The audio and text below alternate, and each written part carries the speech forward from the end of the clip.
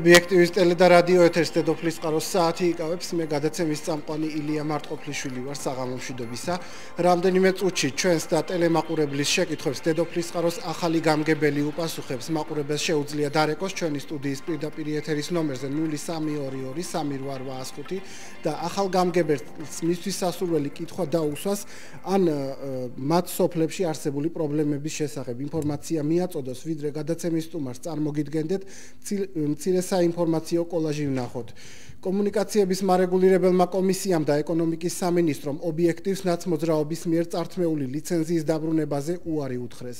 კომუნიკაციების კომისიიდან და ეკონომიკის სამინისტროდან წერილი მივიღე, საიდანაც მატყობინებენ, რომ წართმეული სიხშირის სანაცვლოდ ობიექტივს სხვა სიხშირეს ვერ გამოუყოფენ, რადგან გადავდივართ ციფრულ მაუწყებლობაზე და გარდამავალ ეტაპზე შეჩერებულია ლიცენზიების გაცემა, განაცხადა ჟურნალისტმა ირმა ინაშვილმა. შეგახსენებთ, პრემიერ-მინისტრი ირაკლი ღარიბაშვილის მთავრობის კანცელარიაში პირველივე სამუშაო დღეს ჟურნალისტმა ირმა ინაშვილმა ღია წერილით მიმართა და ობიექტივის წართმეული სიხშირის დაბრუნება სთხოვა. ირმა ინაშვილი მიიჩნევს, რომ თუკი პოლიტიკური ნება იარსებებს ახალ ხელისუფლებას მათთვის სიხშირის გადაცემა 15 წუთში შეუძლია. ერთი თვის წინ მეტრულ სიხშირეზე ოთახის ანტენებით ობიექტივის მაუწყებლობა გაითიშა, მათ შორის მეტრული მაუწყებლობა გათიშულია დედოფლის წყაროს სატელევიზიო ანძიდანაც. რაც ადგილობრივების უკმაყოფილებას ითხოვს, ჩემი და დედოფლის წყაროელების სახელით მინდა გთხოვოთ, ვისაც ეს ეხება, გთხოვთ დაეხმაროთ ობიექტივს კუთვნილი სიხშირის დაბრუნებაში.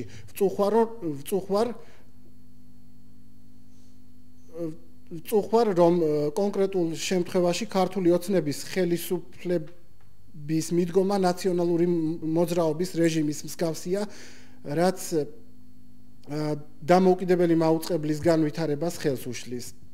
ბატონო პრემიერო, მშობლიური რაიონის მაცხოვრებლების სახელით გთხოვთ დაეხმაროთ ობიექტივს, მიეცეთ მოსახლეობას საშუალება, მათ შორის რეგიონის მაცხოვრებლებს ჩვენი გადაცემები მიიღონ. მაშასე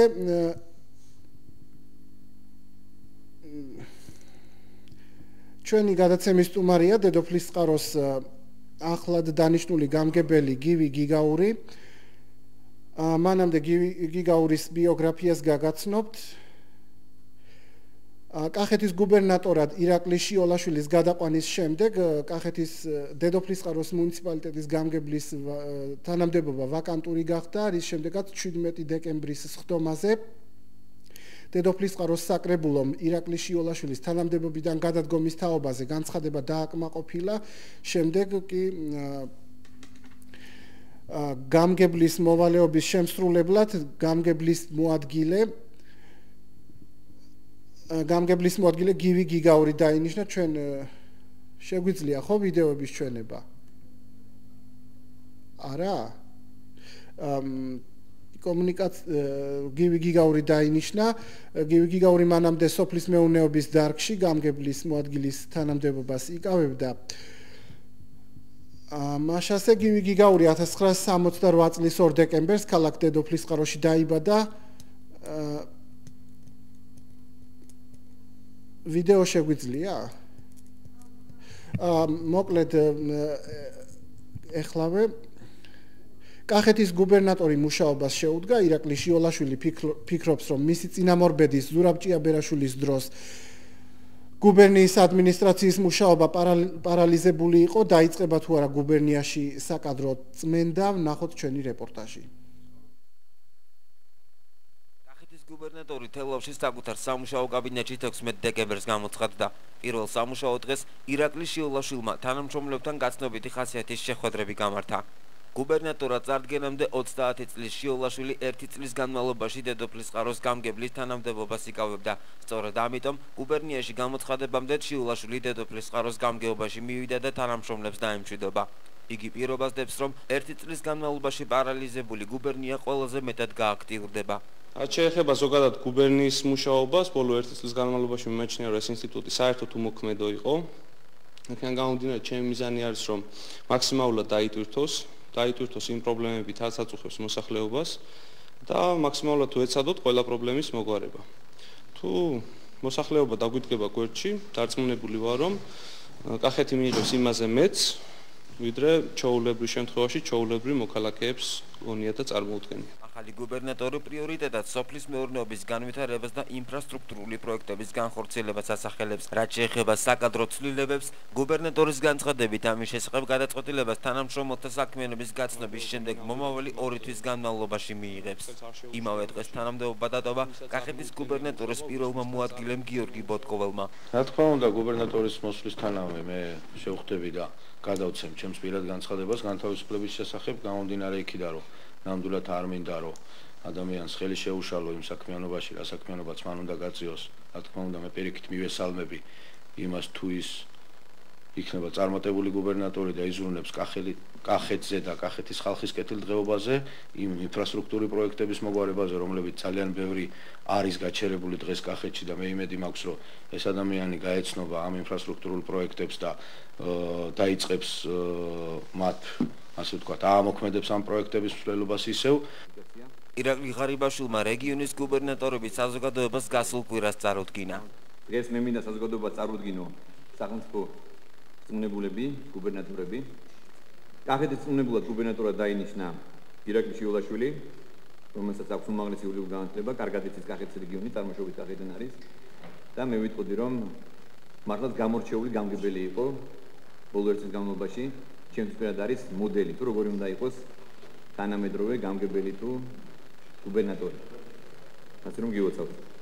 დაგიძრე მოვალეობას მე იმედი მაქვს დარწმუნებული ვარ ძალიან ღირსეულად შეასრულებთ.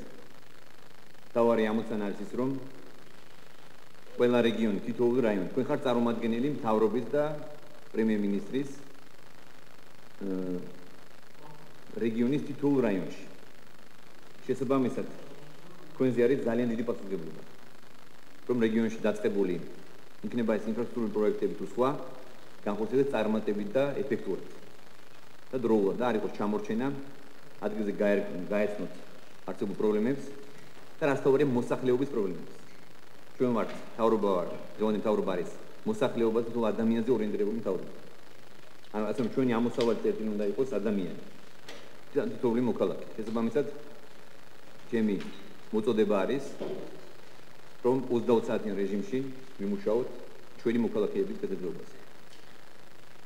დიდი მადლობა. დაბრუნდით ეთერში, თქვენ უყურებთ დედოფლის წყაროს საათს. დედოფლის წყაროს საკრებულომ 17 დეკემბრის ხდომაზე მომავალი წლის ბიუჯეტი დაამტკიცა. მანამდე ადმინისტრაციულ შენობაში ბიუჯეტის პროექტის საჯარო განხილვა გაიმართა. მომავალი წლის ბიუჯეტი 4.300.000 ლარით განისაზღვრა გამგეობაში განმარტავენ, რომ წელს ადგილობრივი ბიუჯეტი 180%-ით შესრულდა. თვითმმართველობის ორგანოს გეგმები, ოპოზიციური პარტიების შენიშვნები და მოსაზრებები ნახეთ ჩვენს რეპორტაჟში. ხედავთ 2012 წლის ხარჯვას სადრამდელი იყო თვალისწინებული 2013 წლის და 2014 წლის პროექტს. 2014 წლის ადგილობრივი ბიუჯეტის შემოსულობების და გადასახადების მოცულობა განსაზღვრულია 4.300.000 ლარით. 2013 წლის დამატებულ გეგმასთან შედარებით გაზრდილია 190.000 ლარით. აქედან შემოსავლები გადასახადები 1.500.000 ლარი, მათ შორის წლიური გეგმის 34.8%-ია. საწარმოო ხელმძღვანელობის გადასახადი არის 95.000 ლარი, ეს იყო წინა წელსაც და ისევ დარჩა. ფიზიკურ პირთა ქონების გადასახადი 2.000 ლარით ისაზღვრება, მიმდინარე წელთან შედარებით შემცირებულია 4.000 ლარით. მიწაზე ქონების გადასახადი 1.403.000 ლარი, გაზრდილი 94.000 ლარით. წელს ჩვენ გვაქვს ნაშთი უპრეცედენტო. ეხლა დედოფლის წყაროს ბიუჯეტი ანგარიშებს 3.5 მილიონი. ეს არ მომხდარა არასდროს. მიმდინარე დედოფლის წყაროს ისტორიაში, რომ 3.5 მილიონი ბიუჯეტით მიუხედავად იმისა, რამდენი საქმე გავაკეთეთ წელს დედოფლის წყაროში და რამდენი ინფრასტრუქტურული პროექტი არის დაწყებული და მიმდინარეობს, რომ 3.5 მილიონი იდოს დედოფლის წყაროს ანგარიშზე. წლევანდელი გეგმა შესრულებული გვაქვს 180%. ეს ნიშნავს, რომ 1.650.000 ლარი იყო ორი კვირის წინანდელი მონაცემით ზედმეტობით რა გამოდებული ფული. ანუ შემოსული თანხა. ესეთი ბიუჯეტი არ ყოფილა არასდროს. ეს 1.650.000 ლარი იანვრის თვეში უკვე ნახტი რაც დარჩება, უნდა გადმოვიდეს და ჩაჯდეს უკვე იანვრის თვეში. აქ უბრალოდ მოხდა ზუსტი დაყოფა. ზუსტი დაყოფა მოხდა იმის მიხედვით, რა პარამეტრებში უფრო მეტად გვჭირდებოდა, რა პარამეტრებში წერს ვერავითვისეთ ის თანხები. კერძოდ, როდესაც საუბრობდნენ იმაზე, რომ სოციალურ სფეროში რატო არის ნაკლები თანხა, ეს შეეხო ძირითადად ოპერაციებს. ოპერაციებს, როცა ადგილობრივ ბიუჯეტში იდო თანხა და გვეწერა ესეთი რაღაც გვეწერია, რომ მას ვისაც არ აქვს დაზღვევა, მისთვის უნდა გადაგვეყვა და 500 ლარის ფარგლებში. ანუ ნებისმიერი თუ დაზღვევა არ აფინანსებს და ნებისმიერი ადამიანისთვის, ვინც დაზღვევით არ სარგებლობს. ესეთი ადამიანები იყვნენ ძალიან ბევრი. და ადგილობრივ ბიუჯეტს უწევდა ყოველ ესეთ შემთხვევაზე 500 ლარის გადარიცხვა. მას შემდეგ, რაც ამოქმედდა უკვე მიმდინარე წელს საყოველთაო დაზღვევა, რომელმაც დააფინანსა პირველ ეტაპზე გადაუგებელი ოპერაციები, ამ უფლიდან ფაქტიურად ამ ფენას ფაქტიურად მოეხსნა ადგილობრივ ბიუჯეტს მოეხსნა ამისი ხარჯვითი ნაწილი. ეს ერთი ფენა. შემდეგ უკვე მეორე ეტაპზე დააფინანსა ყველა, მათ შორის გეგმიურებიც. და წელს სამაგიერო ცვლილებები შეფონდა, ანუ ორჯერ თუ სამჯერ მომიწია ცვლილების შეტანა და თანხის გაზრდა ახალშობილ ბავშვის დასაწყისად. უკვე სერიოზულ მეორე თემა აი მე ხო წარმოგიდგინეთ რომ ჩვენთვის ძალიან მცირეა ის და ძალიან დიდი მოყოლებას მუშაობთ მაგ საკითხზე თქვენი წერილი შემოვიდა დაახლოებით ერთი კვირის უკან და აქტიურად გავდივართ მაგ საკითხებს ალბათ თავიდან მოხდება იმ ყველაფრის გადათვლა და შევხედოთ იმის მერე დავაკეთოთ დასკვნა ეს ხო დღეს ხო არ ვამტკიცებ კი აი მაგერ ამიტომ იმიტომ არის ეს მე იმედი მაქვს რომ იქნება ეხება სათნოების სახლს 170.000 ლარი რაც იდო შაშან ზუსტად იგივე ციფრია გათვალისწინებული წელსაც და ამ დარბაზში შესვლა კიდე ფასიანი. ეს ბავშვები სოციალურად დაუცველია, გაჭირებულები არიან მოგეხსენება და ამ ბავშვებს არ აქვს ის საშუალება, რომ საათში 2 ლარი გადაიხადოს. რამდენად მიზანშეწონილად მიგაჩნიათ ეს, რომ სპორტ დარბაზი უნდა იყოს ახალი. და როგორ მიზანშეწონილად მიგაჩნია სოციალური სფერო ძალიან დაბალია მოსახლეობები და მოსახლეობები ჯანსაღი ცხოვრების წესით ცხოვრების საშუალება ახალგაზრდებს არ ეძლევა. ეს ვაშენდა და დგას ესე და თვალს ახარებს ესე. ეს მარტო ამას არ არის. ეს მეოს ხელმისაწვდომი ახალგაზრდებისათვის და ახალგაზრდებმა უნდა იარონ და იცხოვრონ ჯანსაღი ცხოვრების წესით. და უმცირესობას კიდე მივარდა თუ კიდე არსებობს ვინმე აქ ხუმრობისა და რეპლიკებში ნუგადა პრობლემაზე თქვით რაღაცა მარტო ბოდიში და ერგებით საფრთხე. ჩვენ გამილა დავადეთ ის მიზერული თანხა მიუხედავად იმისა, რომ დარბაზის გათხოვებას ცხელი წყალი რო იყოს დარბაზში, სითბო იყოს, სისუფთავე იყოს და ნორმალური პირობები იყოს, ამ დარბაზის შენახოს უნდა ძალიან დიდი ხარჯები. მაგრამ ჩვენ დავადეთ სიმბოლური თანხა, სიმბოლური ფასი. დაჭირდება აუცილებლად იგივე დასუფთავების სამსახურს, იმიტომ რომ გაეზარდათ პერიმეტრი, სამოძრაო მარშრუტი, იმისათვის დასუფთავების კუთხით, გაიზარდა თვითონ გარე განათების ქცევის ოდენობა და ამას მოვლა პატრონობა დასჭირდება. გაიზარდა თვითონ გაიზრდება ნატურების ოდენობა. შესაძლებელი არის რომ იგივე რესურსით ვეღარ შეძლება რამდენიმე ადამიანის დამატებას დასჭირდეს ამას, იმიტომ რომ როცა იზრდება ქსელი ყოველთვის ამას მოყვება დამატებითი ხარჯები. და სკვერები თავისთავად ემატება, ეხლა ორი სკვერი მთავრდება, აი ეს მოვლა პატრონობას მათ პრეროგატივაში გადავასავარაუდოთ. და რაც უფრო ვითარდებით, ცალსახაა უფრო მეტი საჭიროებები ჩნდება. თუმცა ცხოვრება მაგითოა საინტერესო, რომ უნდა განვითარდეს და უფრო დაუყოვნებლივ. ბიუჯეტის და კარგია ის, რომ ჯერის ხარჯზე ხდება ბიუჯეტის და ეს უნდა ახსნელი იყოს მოსახლეობისთვის, თუმცა ამას მოგვიანებით გავიგებთ. რაც შეეხება ახლა თანხების გადანაწილებას, ბევრ საკითხში ნორმალურად არის გადანაწილებული ბიუჯეტიდან მომდინარე, რაც ესე უფლის ყოველს გააჩნია, თუმცა აღსანიშნავია, რომ უფრო მეტი ყოფილიყო ჯანდაცვაზე გადანაწილებული და ასევე სოციალურად დაუცველებისთვის. სოფლის პროგრამები საერთოდ არ არის ჩადებული ადგილობრივ ბიუჯეტში და ვფიქრობ, რომ დამატებით თანხები დღეს ჩვენ სოფლებს ნამდვილად წაადგებოდათ და მთლიანობაში ესე შევაფასოთ ბიუჯეტი არ არის მაინც ცუდად შედგენილი ბიუჯეტი, თუმცა ვფიქრობ, რომ შესწორებები აუცილებლად შესაძლებელი არის თუნდაც იგივე ჯანდაცვის სფეროში, თუნდაც იგივე სოციალურ სფეროში და ასევე სოფლის მეურნეობაში. ძალიან მცირე არის ბიუჯეტი მდგომარეობიდან გამომდინარე, რომ არ არის დედოფლის ყაურში ეკონომიკა, არ არის სამუშაო ადგილები და ვფიქრობ, რომ ძალიან სავალალო მდგომარეობა არის.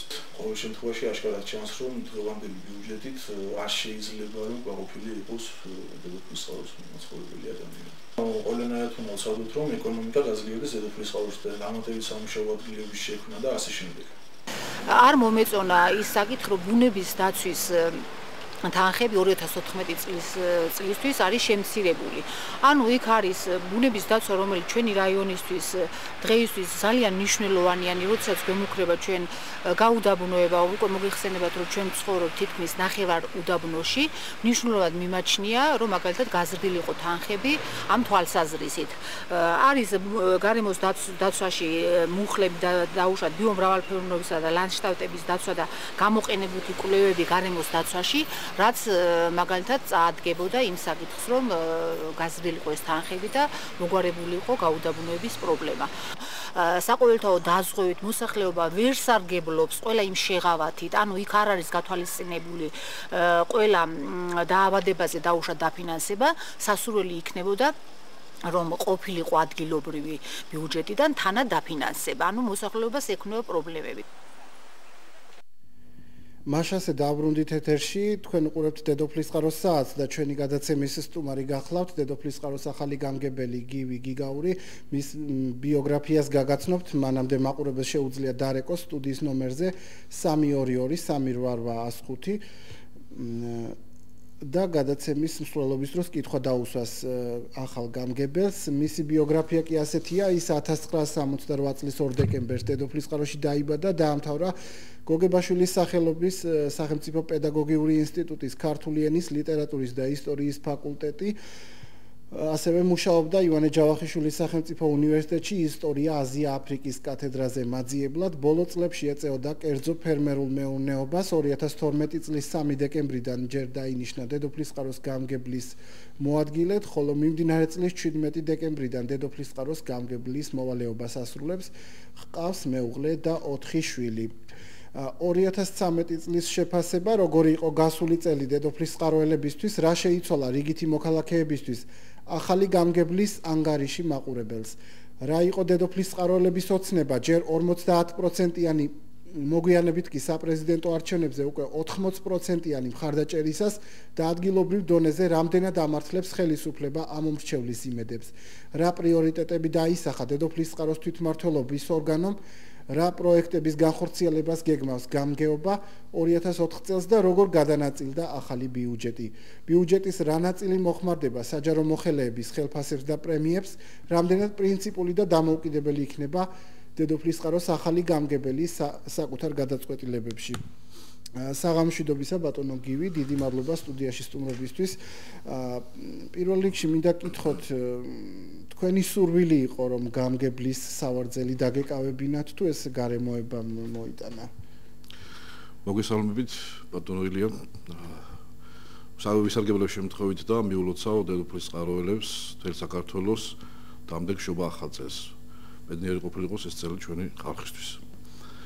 რაც შეეხება თქვენს კითხვას, ბატონო ილია, რა თქმა უნდა, ეს არც იგეგმებოდა და ჩემი გამგებლად დანიშნა მოხდა დაემთხვა იმ სიტუაციას, რომ ბატონი ირაკლი შიულაშვილი გადავიდა კახეთის გუბერნატორად, გუბერნიაში სამუშაოდ.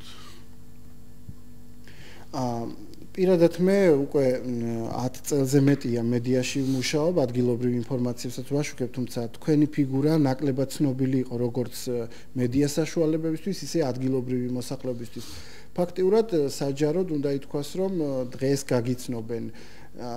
რატომ ჩაერთეთ პოლიტიკაში, ალბათ მაყურებელს საინტერესებს? მადლობთ.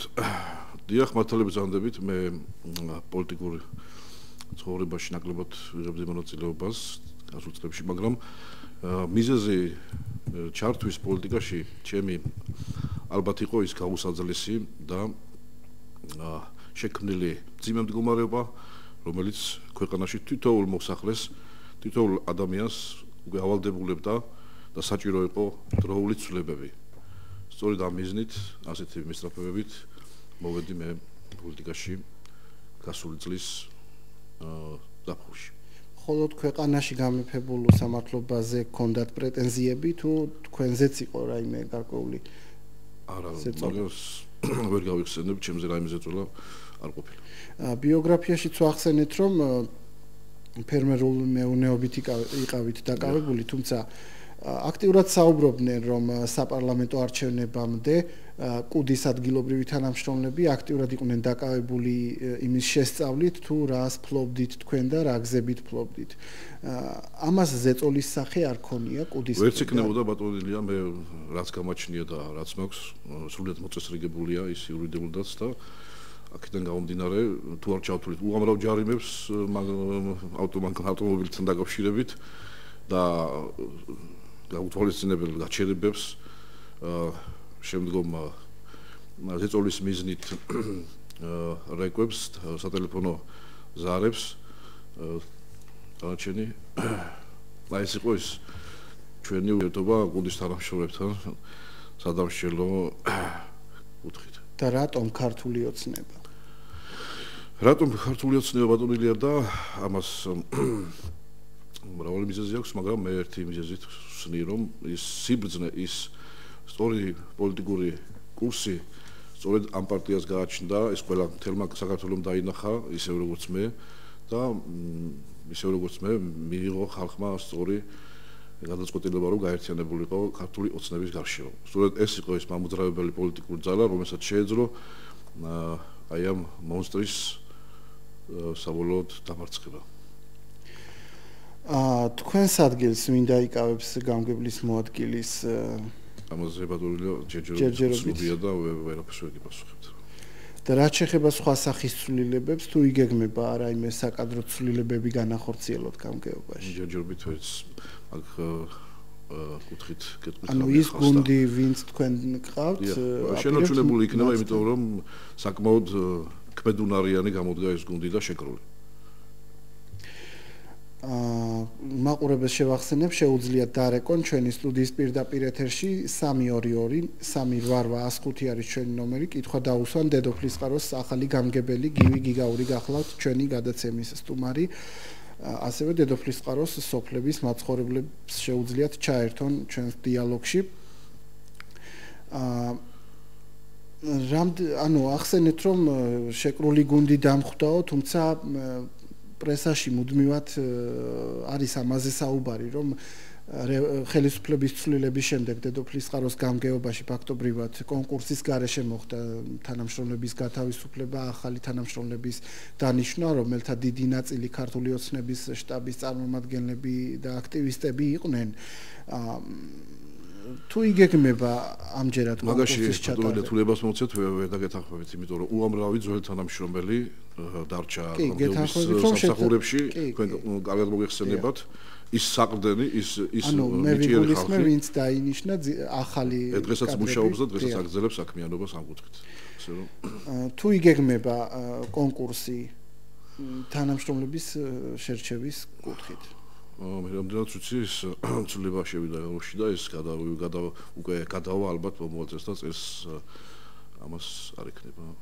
თუმცა იგეგმებოდა სწორედ ამ თვეში უნდა ჩატარებულიყო წესით საჯარო მოხელეთა ალბათ ადგილობრივი თვითმმართველობის არჩევნების შემდეგ განსაზღვრება კანონით. ეს რამდენადაც ვიცი, მთელი ქვეყნის მასშტაბით არის ეს ცვლილება. მთელი ქვეყნის მასშტაბით არის ჩვენს ჩვენი გამოცემები ადგილობრივი მედია ხშირად წერდა ხოლმე, რომ საჯარო მოხელეთა ნაწილი, თქვათ, სამუშაო საათებში ერთობა კომპიუტერებში, სხვადასხვა კომპიუტერული თამაშებით.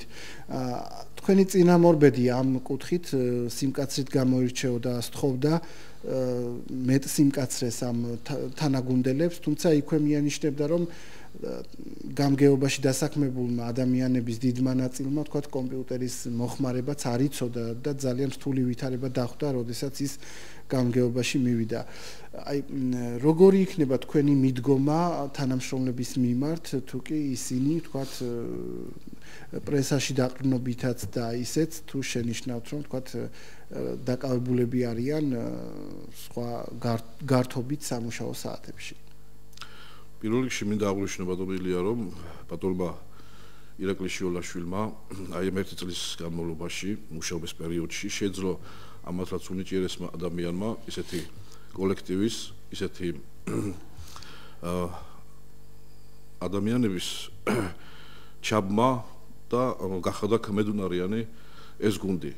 ასე რომ მე მგონი არ მოგვიწევს ჩვენ ასეთ კარდინალური ამე ჩარევები ან შენიშვნები, რა თქმა უნდა იქნება ყველაფერი, მაგრამ სათავეში რომ აღვნიშნეთ, რომ ძალიან შეგრული გუნდია და ძალიან მიზანდასახურად მოქმედებს, ასე რომ ამ კუთხით ზოგადად სულ იყო ხოლმე თქვენი წინამორბედის მხრიდან მოთხოვნა, რომ აუცილებლად უნდა აღყვეს ცვლილებებს გუნდი და ვინც თქვათ ჩამორჩება ამ დინებას, ის აუცილებლად დატოვებდა თანამდებობას. არის მოსაზრებები, რომ თქვათ თუნდაც სოფლებში ბევრი საჯარო მოხელე არ არის იმ კომპეტენციის. თქვენ რამდენად გაკმაყოფილებთ მათი კომპეტენცია და არის თუ არა რეალურად კომპეტენტური კადრების პრობლემა სოფლებში? დიახ ბატონო ილია, რაც შეეხება გამგებლებს, სოფლის წმუნებულებს თქვენ აღნიშნეთ, ამ ადამიანებს ორი ისეთი მნიშვნელოვანი და მასშტაბური პროექტის აღება და განხორციელება მოუწიათ, რომ ბევრი ამას ვერ შეასრულებდა. მათ შეძლეს, რომ ეს ორი დიდი პროექტი საგაზაფხულო სამუშაოების ხელშემწყობი და შემდგომ რთველი 2013 ჩატარებული იყო წარმატებით და დღეს უკვე თამამად შეგვიძლია ვთქვათ, რომ ეს ორი პროექტი ისევ როგორც თელ საქართველოში, ასევე დედოფლის წყაროში წარმატებით ჩაიერდა. ამ ადამიანების დიდი დამსახურება. იყო რამდენიმე ცვლილება და ზუსტად აი მოსაზრებით, რომ მათ ვერ შეძლეს მათზე დაკისრებული მოვალეობის პირადად შესრულება. მოქალაქეთა მიღების კუთხით რა იგეგმება, როგორც ვიცით, ირაკლი შიოლაშვილმა შეცვალა დღეები და ყოველ დღე დააწესა მოქალაქეთა მიღება გამგებელთან. თქვენ რა მიდგომა გაქვთ, თქვენ საპირებთ ყოველდღიურად შეხვდეთ მოქალაქეებს? ანალოგიურად მთელი გუნდი, ბატონმა ირაკლი შიოლაშვილმა ესეთი მემკვიდრეობა დატოვა, რომ მართლაც მისაბაძია და გასაგრძელებელია ეს მისი მიდგომა ამ კუთხით. აუცილებლად იქნება ყოველდღე შეხვედრები მოსახლეობასთან, ისე გულისხმიერად და ყურადღებით მოექცევიან მათ, შეკითხვები იქნება ეს თუ თხოვნები იქნება. და შეშის პრობლემა უდგა ადგილობრივ მოსახლეობას, როგორც ვიცი, ახლა მიმდინარეობს ამ პრობლემის მოგვარება. რა სახის დახმარებას ითვალისწინებს ეს? მაგალითად სამშაბათს ჩვენ გვიგმავთ ჩავიდეთ ადგილზე. ყველაზე მოწყვლადი სოფელი რომელიც არის ჩვენს მუნიციპალიტეტში, ეს არის საბათლო და ეს მის პრობლემებს ჩვენ შევძლებთ გამოყოფილი და გარკვეული რაოდენობის ტყეკაფი, რომელიცაც შევძლებთ ჩვენ მათ საკმაყოფილებას და უფრო დეტალურად მაგას აუხსნით. ზუსტად აი სამშაბათს და ტერიტორიულად რამდენად მოშორებულია ეს ტყეკაფი, თუ არის ადვილად შესაძლებელი მომარაგება? საბათლოს პრობლემას ბატონო რაც შეეხება, მე მგონი ადგილზე მოვაგვარებს, იმდენ შევძლებთ ჩვენ გამონახეთ იმ საშუალება ჩვენს რაიონში. ისე ყვარელში არის გამოყოფილი, ლაგოდეხშიც და გურჯაანშიც და ცოტა მოშორებით არის. საზღვრისპირა სოფელ ფიროსმანსაც იგივე პრობლემა ჰქონდა გამგებლის ვიზიტის დროს, ისინი აღნიშნავდნენ, რომ მათ არ აქვთ ტყეკაფი, მიუხედავად იმისა, რომ საკმაოდ დიდი სოფელია და აქ ძირითადად აჭარელი ეკომიგრანტები ცხოვრობენ. საბათლოსთან დაკავშირებით გასაგებია და რა იგეგმება, თქვათ, ფიროსმანის სოფელ ფიროსმანთან დაკავშირებით?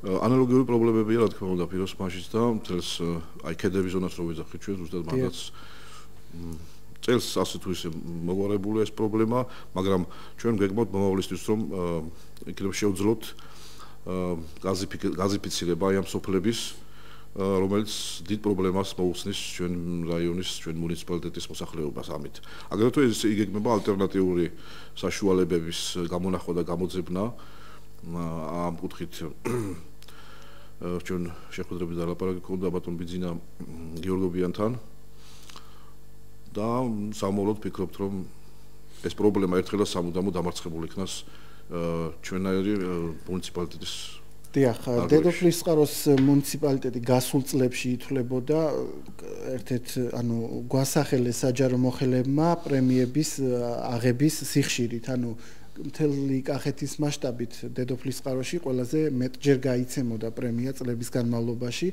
წელს რამდენჯერ მიიღეს დედოფლისწყაროში საჯარო მოხელებმა პრემია? რა თქმა უნდა, წახალისება თანამშრომლების და მათი ამმართველობით მისასალმებელია, მაგრამ მე მგონი ზუსტად გაბერილი ჩანს ეს შეხედულება და ასეთი მიდგომა ამ კუთხით. თქვენ რა მიდგომა გექნებათ პირადად? ანალოგიური. რამდენჯერ უნდა იღებდეს წელიწადში პრემიას გამგეობის საჯარო მოხელი? ვფიქრობ, რომ წელიწადში რამდენიმეჯერ შეიძლება ამ მიმართულებით წახალისება ჩვენ თანამშრომლების. თუმცა შესასწავლებს, რა თქმა უნდა. თქვენი წინამორბედის პოზიცია იყო, რომ უმჯობესი იქნებოდა არა ყველაზე ერთნაირად გაიცემოდეს, არამედ დამსახურების მიხედვით და სტილი შეცვლილიყო. ამ დროისთვის რა ინფორმაცია გაქვთ, არ არის შეცვლილი ამ ყველასთვის გაცემის? ვერფლობ მაგას ვერფლობ მაგას დაგავშირებით. და სამომავლოდ თქვენთვის როგორ იმოქმედებთ პრემიებთან დაკავშირებით? თუ კი თქვენი გადასაწყვეტი იქნება, გამოიყენებ გასული წლების პრაქტიკას, რომ ყველამ უნდა მიიღოს, თუ დამსახურების მიხედვით აუცილებლად დამსახურების მიხედვით. კიდევ აქვე ბევრს საუბრობენ კულუარებში, რომ თქვენ გარკვეულწილად ვერ იქნებით სრულად დამოუკიდებელი ფიგურა. მე იძულებული ვარ ეს კითხვა დავსვა, გადაწყვეტილებების მიღების პერიოდში თქვენ აბსოლუტურად იქნებით დამოუკიდებელი თუ გარკვეულწილად გუბერნიასთან შეთანხმებაც მოგიწევთ თქვენს წინამორბედთან რაღაც გარკვეული გადაწყვეტილებების? რა თქმა უნდა, იქნება თანამშრომლობა აუცილებლად გუბერნიასთან, მით უმეტეს რომ ბატონ ირაკლი შიულაშვილი თვითონ პიროვნება კომუნიკაბელური და მომთხოვნი ადამიანი. ამ კუთხით ჩვენ პრობლემები არ გვექნება, რა თქმა უნდა. ასე გავაგრძელებთ მომავალშიც მუშაობას, ასე რომ დამოუკიდებლობას რაც შეეხება ჩვენ სათავეში აღვნიშნეთ, რომ ძალიან შეკრული გუნდია და ერთმანეთთან შეთანხმებით და ერთმანეთთან გათვალისწინებით, იმ სიძლიერეებთან გათვალისწინებით, ჩვენ ერთად ვიღებთ გადაწყვეტილებებს და ამ კუთხით ასევე ანალოგიურად გაგრძელდება მომავალ წლებში. ჩვენი სტუდიის სტუმარია დედოფლისწყაროს ახალი გამგებელი გივი გიგაური, ასე რომ დედოფლისწყაროელებს და მისი სოფლების მაცხოვრებლებს შეუძლიათ დაგვირეკონ 032388105 არის ჩვენი ნომერი. კითხვა დაუსვით ახალ გამგებელს, ან თქვენ სოფელში არსებული პრობლემების შესახებ ინფორმაცია მიაწოდეთ. თუმცა მანამდე მოდით ვისაუბროთ, რა შეიცვალა დედოფლისწყაროელებისთვის, ითი იყო გამორჩეული ეს 2013 წელი, რომელიც უკვე დასასრულს უახლოვდება. მადლობთ ბატონო ილია, მართლაც 2013 წელი უხვიდან აყოფიერი გამოდგა ჩვენი მუნიციპალიტეტის მაცხოვრებლებისთვის. დავიწყოთ დავიდანვე 2012 წლის ზამთარში დაიწყო იმ შესანიშნავი პროექტის განხორციელება, რომელსაც დაერქვა საგაზაფხულო სამუშაოების ხელშემწყობი პროექტი. ეს ყოველად მასშტაბური, ასეთი მასშტაბური და ყოვლის მომცველი პროექტი ვერავინ ვერ გაიხსენებს, რომ საქართველოში ოდესმე ყოფილიყოს. ამან საშუალება მისცა ჩვენს მოსახლეობას, ჩვენ ხალხს, ჩვენს ფერმერებს, გლეხებს, რომ წლობით დაუმუშავებელი, მიგდებული თავიანთი სახლავი ნაკვეთები დაემუშავებინათ და მოეყვანათ მოსავალი აი ამ საკმაოდ დამეთანხმებით ალბათ რომ საკმაოდ სერიოზული და სოლიდური დახმარება იყო ეს. ასევე აქვე მინდა სოფლის მეურნეობის კუთხით თქვა რომ ამუშავდა იაფი აგროკრედიტები ჩვენ იანვარშივე გავსაზღვრეთ აუცილებლად უნდა მეკითხა ბევრს საუბრობენ ეს საწარმოების გახსნაზე, ბადაღებული თემა არის.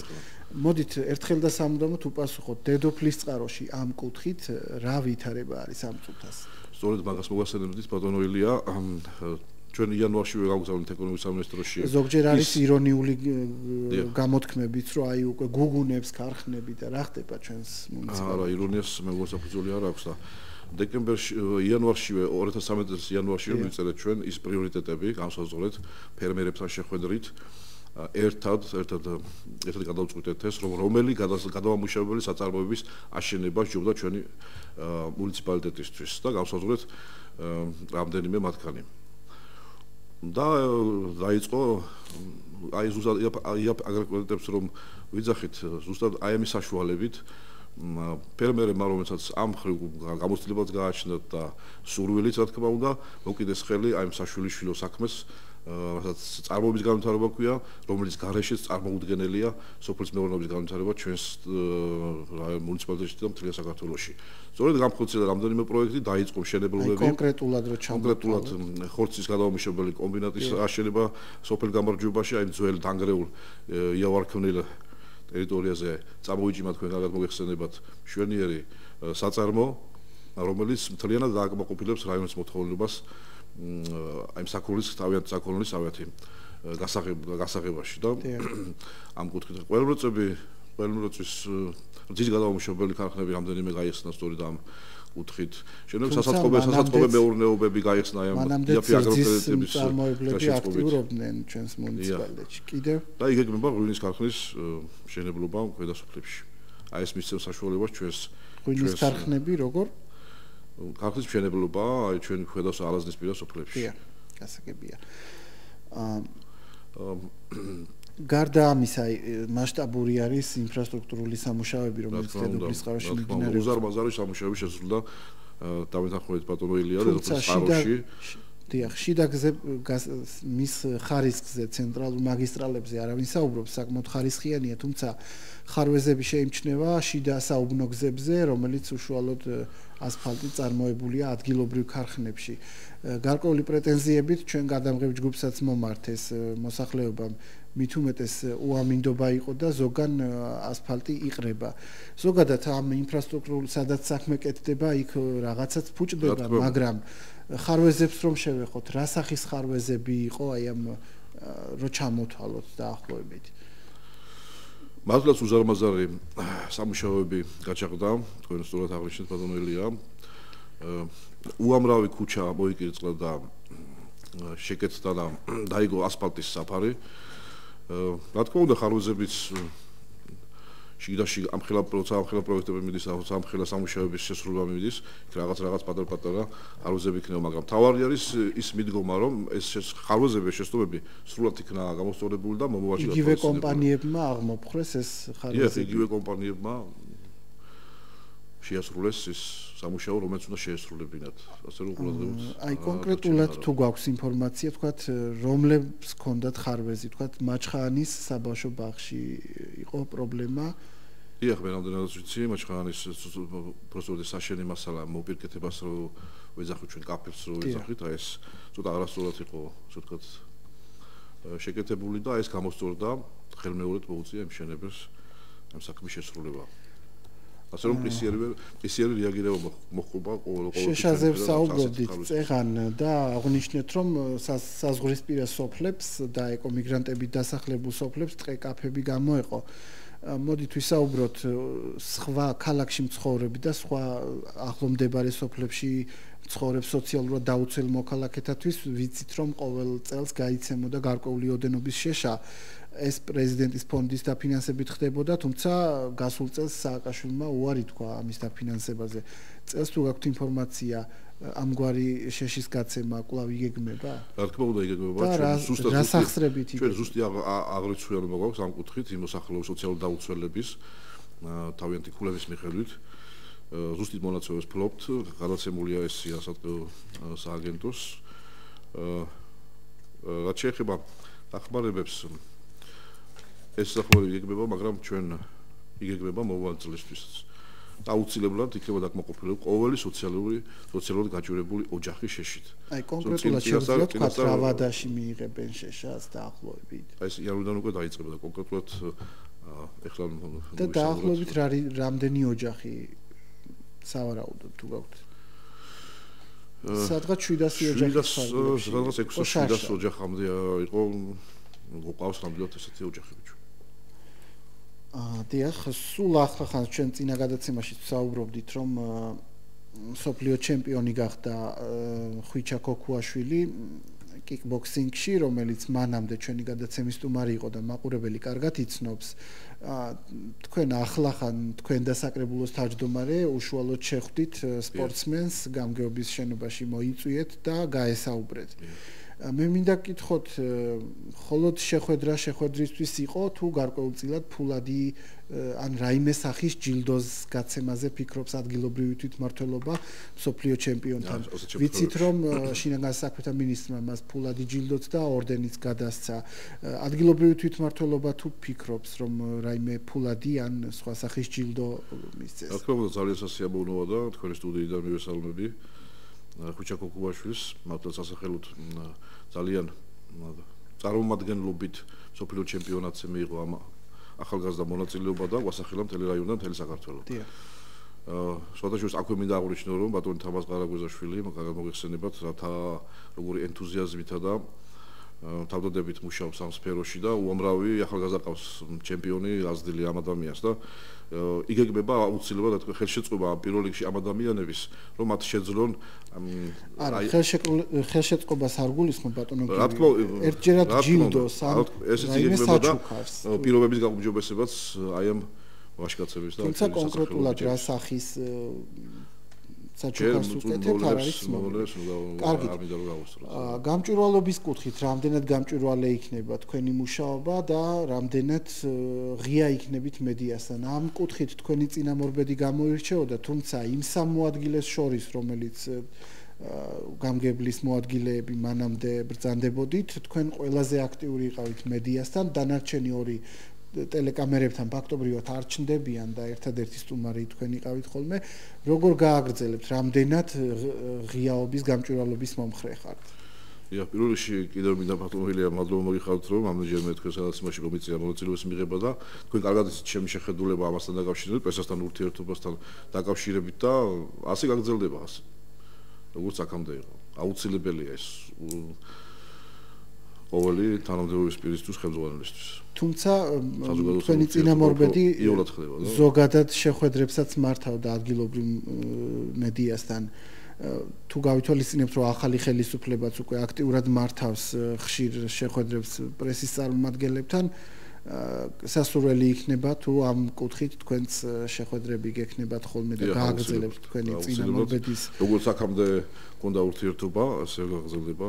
შეგვიძლია კონკრეტულად თქვათ გადაცემა დასასრულს უახლოვდება და თუ შეგვიძლია მოკლე მონახაზი თქვათ აი მომავალ წელს რა შეიძლება გაკეთდეს თქვათ დედოფლის წყაროში აი თქვათ წელს მოგვარდა დიდი პრობლემა კაკლის ყურის მეანდრის ყელი მოწესრიგდა აი ესეთი მასშტაბური თუ უკვე იცით 2014 წელს რა შეიძლება აი ესეთ მასშტაბურს ახლა ცოტა დრო დაგვრჩა და გადაცემა დასასრულს უახლოვდება თქვენ კარგად მოგეხსენებათ სოფელ ოზანთან ჩამოდის კედიხის ხევი და აქ უზარმაზარი წყლის მარაგებია და ისეთ დიდ სოფელს მაჩხან როგორც არის ზეო მაჩხანი ჩვენი მუნიციპალიტეტის აი ეს პრობლემა წყალსაკაცის მეშვეობით მოუგვარდება მთლიანად და არა მარტო მილიონიანი პროექტია დაახლოებით 700-ზე მეტი ლარი დაჭირდება მაგრამ აი ეს ხუთ სოფელს მოусნის მთლიანად წყლის პრობლემას და აი ეს კიდევ ძალიან სასიხარულო და მნიშვნელოვანი მომავალ წლისთვის თუ შეიძლება აი მოკლე დროში და კიდევ ყბადაღებული თემაა ქოჩებისთვის რეაბილიტაციის გაჭიანურებულ პროექტზე არის საუბარი რომ ისევ ახალი ხელისუფლებაც გააკეთებს თუ გაქვთ ინფორმაცია გაკეთდება თუ არა ქოჩების წელს მომავალ წელს მაგ პროცესს ვერ პროჯერ მაგრამ აუცილებლად ვფიქრობ და საუბრებშიც ხშირად ქონია ბატონ ირაკლი შიულაშვილთან და გვინდა რომ ეს დაიძრას ეს პროექტი და კიდე აქ მე მინდა ვისარგებლო შემთხვევით და აი ეს ყბადაღებული თემა საავადმყოფოს თემა ჩვენ რაიონისთვის მომავალ წლისთვის სრულად გადაიჭერება ეს პრობლემა და აშენდება სპეციალური სტუმარი ყავდა ნუღა შევეხებით დროს ნუ დავკარგავთ ძალიან მოკლედ რომ მითხრათ ახალი ხელისუფლება სულ ამბობდა რომ კოჰაბიტაცია უნდა დასრულდეს თუმცა დედოფლის წყაროში შეიმჩნევა კოჰაბიტაცია კოჰაბიტაციის ნიშნები, როგორ უყურებთ კოჰაბიტაციას ადგილობრივ დონეზე? ჩვენ საუბრის დასაწყისში ვაღნიშნეთ ბატონო ილია, რომ ის ადამიანები, რომლებიც გამოირჩნენ ნიჭიერებით, გამოირჩნენ ერთგულებით, თავის საქმისადმი სიყვარულით, ეს ადამიანები და წარმოადგენენ რაღაც საყრდენს გამგეობის მუშაობაში, ეს ადამიანები აუცილებლად დარჩებიან და იმუშავებენ, გააგრძელებენ მუშაობას. კარგით და ბოლო შეკითხვა, ანუ თქვენ მოვალეობის შემსრულებლად სადამდე დარჩებით, კვლავ აპირებთ კონკურსში მონაწილეობა მიიღოთ თუ რა ვადით ხართ მოვალეობის შემსრულებლად დაახლოებით? ალბათ ადგილობრივი თვითმმართველობის არჩევნებამდე მომიწევს მოვალეობის შემსრულებლობა და დანარჩენს მომავალ დიდი მადლობა წარმატებებს გისურვებთ და ვისურვებ რომ აქტიურად ითანამშრომლოთ მედიასთან. მაშასე ესეთი გახდათ დედოფლის წყაროს საათი. ჩვენი გადაცემის სტუმარი იყო დედოფლის წყაროს გამგებლის მოვალეობის შემსრულებელი გივი გიგაური. დედოფლის წყაროს საათი წლის ბოლო გადაცემით მომავალ კვირას 17 საათსა და 30 წუთზე დაბრუნდება და არაერთ სიურპრიზს შემოგთავაზებთ როგორც მაყურებელს, ისე ჩვენს რესპონდენტებს ვუმზადებთ სიურპრიზს. ასე რომ დაგველოდეთ, მე ილია მარტყოფლიშვილი ვარ და ერთი კვირით დაგემშვიდობები. დღევანდელი გადაცემის განმეორებითი ჩვენება კი ღამის პირველის ნახევარზე შეგიძლიათ ნახოთ. მადლობა რომ გვიყურებთ.